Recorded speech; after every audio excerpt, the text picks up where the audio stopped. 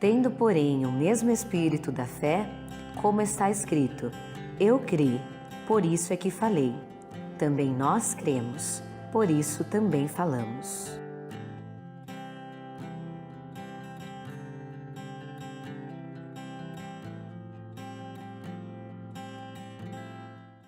Olá, eu sou a Maria. Olá, eu sou a Andréa e nós estamos voltando aqui de algum tempo sem mandar vídeos para vocês. Aproveitem, se inscrevam no nosso canal, curtam, compartilhem com seus amigos esse vídeo. Hoje nós vamos falar um pouquinho sobre o que Deus tem feito ao longo desses anos aí na nossa parceria, né? E não só aqui no canal, mas na vida, né? E como sempre a gente vai começar meditando na palavra do Senhor, relacionando isso ao que nós estamos vivendo. Efésios 5, a partir do versículo 14, diz assim: Desperta, tu que dormes, levanta-te dentre os mortos e Cristo te iluminará. Portanto, vede prudentemente como andais, não como nécios, mas como sábios, remindo o tempo, porquanto os dias são maus. Por essa razão, não vos torneis insensatos, mas procurai compreender qual a vontade do Senhor. E não vos embriagueis com vinho, no qual há dissolução, mas enchei-vos do Espírito, falando entre vós com salmos, entoando e louvando de coração ao Senhor com hinos e cânticos espirituais, dando sempre graças por tudo a Deus e Pai, em nome de nosso Senhor Jesus Cristo, sujeitando-vos uns aos outros no temor de Cristo. Então o texto, ele está fazendo aqui uma menção, do texto bíblico que diz: desperta, tu que dormes, levanta-te. Ele está dando uma sacudida na gente para a gente acordar, despertar de obras infrutíferas que hoje em dia nós temos visto cada vez mais, né? Ele vem falando no começo do texto sobre várias coisas, sobre avareza, sobre conversações torpes, né? Sobre impudicícia, toda sorte de impurezas, cobiça. Está dizendo que essas coisas nem se nomeiem entre vós, né? Não sejam participantes com essas obras infrutíferas da carne, porque nossa vontade natural é de praticar aquelas obras que não produzem bons frutos, que são a vontade do nosso coração enganoso, e a gente quer satisfazer as nossas próprias vontades. Mas ele está dizendo, não é assim, vocês não devem ser cúmplices nas obras das trevas, né? Vocês devem ver prudentemente como vocês andam, como vocês vivem, não como nécio. O que é um nécio? É um tolo, é uma pessoa estúpida, que vive de qualquer jeito, né? Como se a vida fosse só o dia de hoje, o aqui e o agora, né? E ele diz, mas como sábios, remindo o tempo, ou seja, fazendo um bom uso do seu tempo, porque os dias são maus, ele está dizendo, e é verdade, os dias já estavam maus naquela época, e tem piorado cada vez mais, e nós temos visto quanta maldade, quanta crueldade, quantos homicídios, genocídios, né? Quanta corrupção. A gente tem visto o que a sociedade tem colhido de desastre, de prejuízo por conta da corrupção, né? E a gente vê como os dias são maus e como nós precisamos administrar bem o nosso tempo, né? E ele diz, por essa razão, não se tornem insensatos, ou seja, não sejam pessoas tolas, pessoas que não têm sabedoria, né? Mas procurem compreender qual a vontade do Senhor. É interessante que ele faz um paralelo com algo que eu e a Maria a gente estava conversando agora há pouco. Existe uma coisa que são os decretos de Deus, a vontade de Deus. E outra coisa que são as nossas vontades, as nossas expectativas. Isso aqui é real. O decreto de Deus é o que vai acontecer. A nossa vontade é a expectativa, é nuvem, né? Só existe na nossa cabeça, né? Mas a gente acaba se perdendo nesse caminho da névoa da nossa expectativa. E aí com a expectativa que vem as frustrações, né?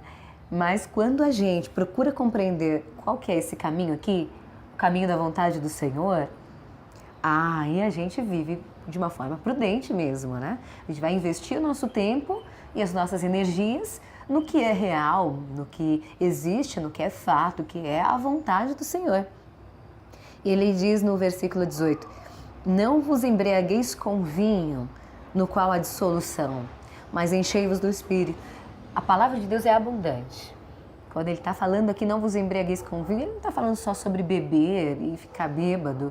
Ele está falando, não viva como essas pessoas que pensam que o mundo vai acabar amanhã e que não existe vida após a morte e que a gente pode fazer o que quiser, comamos e bebamos porque amanhã morreremos, né? Não vivam assim, né? Mas se encham do Espírito Santo.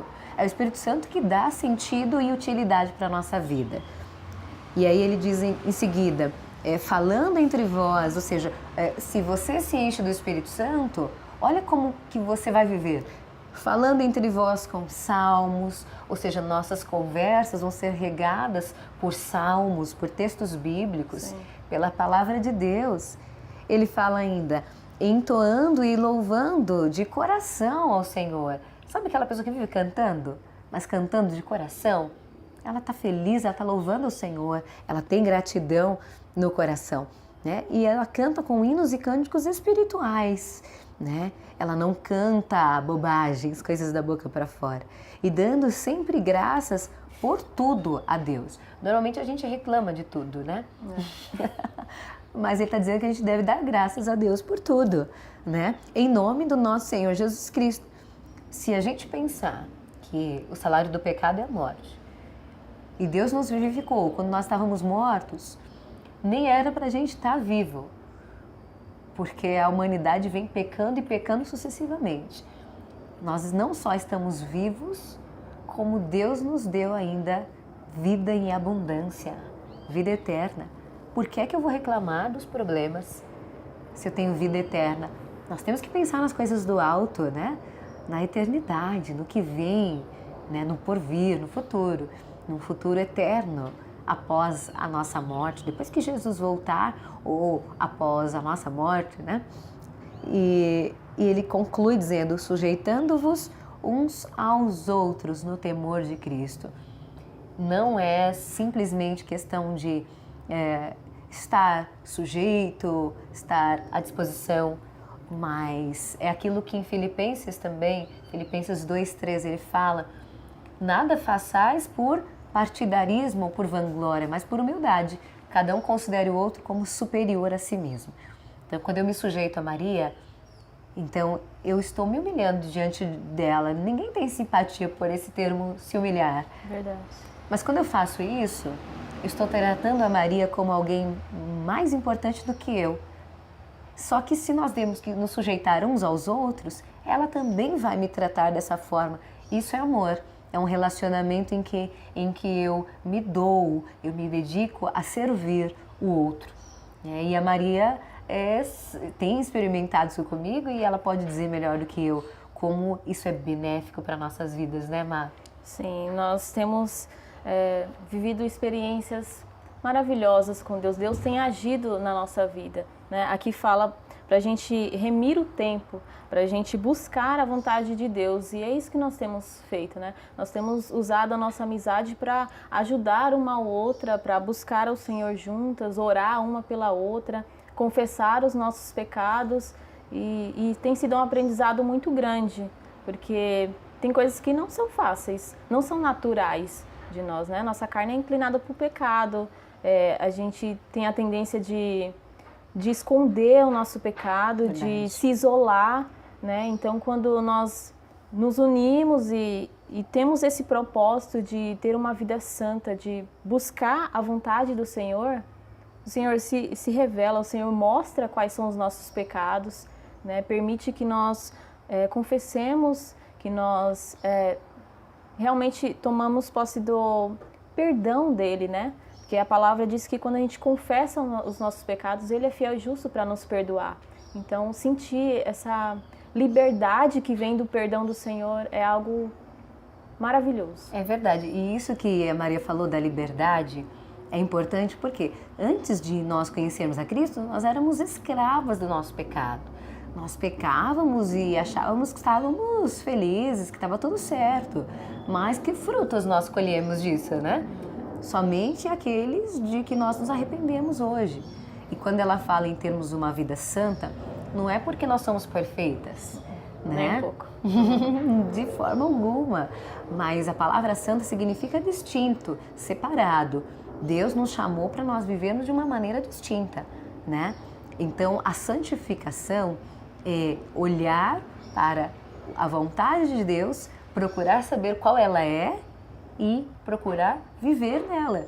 É esse conselho que o apóstolo Paulo dá aqui aos Efésios. Sim. Procure saber qual é a vontade do Senhor.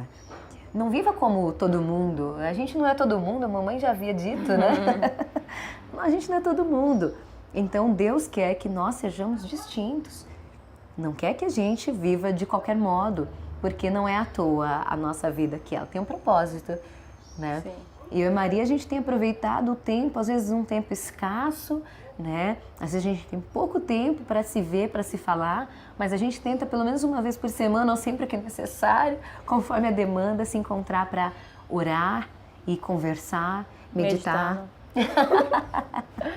E nós estamos ficando parecidas até, né? A Marita falou, a gente está começando a ficar parecida, falando juntas, né? Isso é maravilhoso. Eu vou falar por mim, é indispensável para a minha caminhada com Deus.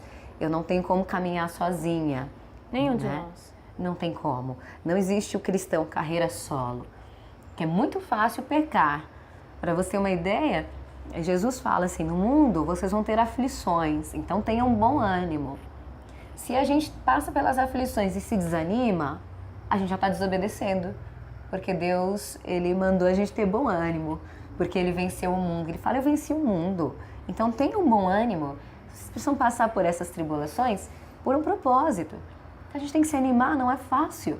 É muito fácil pecar. Então por isso a gente precisa se encorajar uma outra, ser suporte uma para a outra, né? E tem várias histórias aí que a gente poderia contar sobre como Deus tem nos dado essa oportunidade. Só voltando um pouquinho no que você tinha dito de escravidão, que nós éramos escravos do nosso próprio pecado. Sim. Hoje nós somos escravas de Cristo.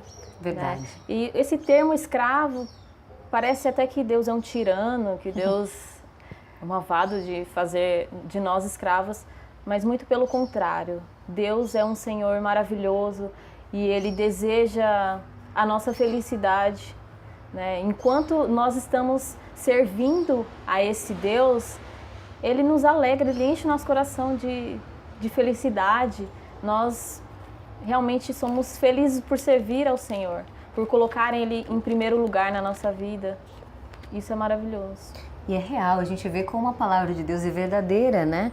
Porque Ele fala lá em Salmos, né? Agrada-te do Senhor e Ele satisfará os desejos do teu coração.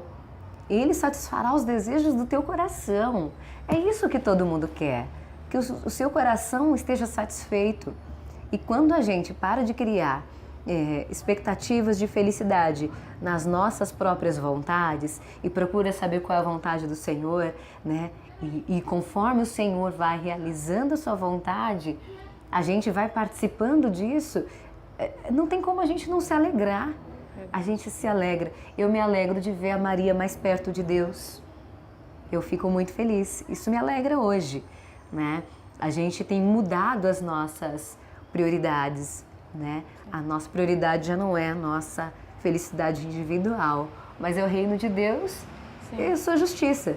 As demais coisas serão acrescentadas e são mesmo, né, Mar? São mesmo. Com o tempo, ao longo do ano, a gente vai contar para vocês, vai compartilhar para vocês outras histórias, né?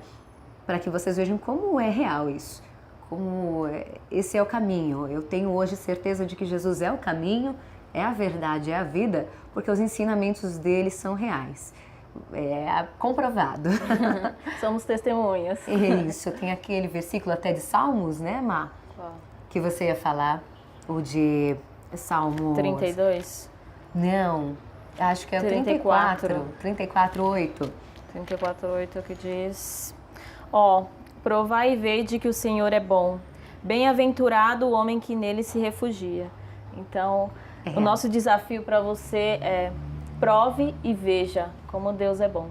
Busque Ele de todo o seu coração e você vai entender quem é esse Deus. É verdade, eu creio. E falo. Inverte as mãos. Essa mão aqui. Ah, tá. Eu creio. E falo.